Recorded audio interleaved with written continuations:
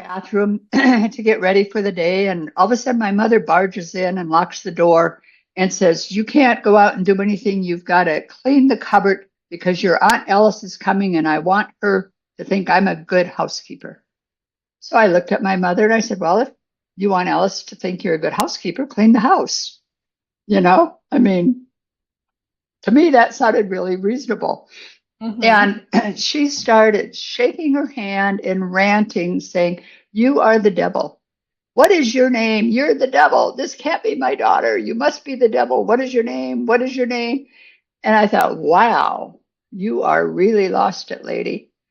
And I managed to get out of the room, and my friend and I left for the day. Well, she wasn't done with me. When I turned back up for dinner, she carted me off to her pastor friend. And then the two of them started trying to exorcise the devil in me. And I remember sitting there thinking, these people are really just weird. But I had no idea what it really did to me.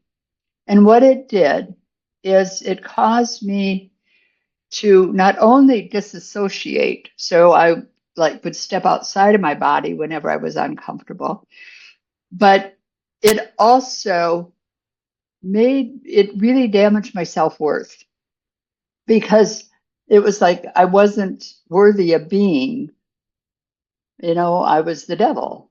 Mm.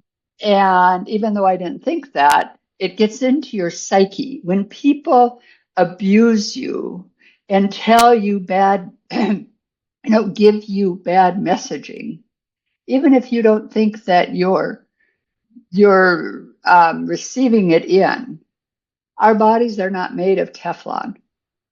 You know, that stuff gets inside you, even when you don't know it gets inside you. Well, I ended up, my dad just wanted peace in the family. And he ended up committing me to a mental institute. And so, once again, this was in the early 60s. So, I don't know if any of you have watched the show One Flew Over the Cuckoo's Nest with Jack Nicholson, but it's a real classic and pretty scary. Well, that's the kind of institute I was put in. And they started feeding me pills. Mm. But in the early days, one of the the gals from the neighboring room came into my room crying, and she had just had shock treatment. And this is what was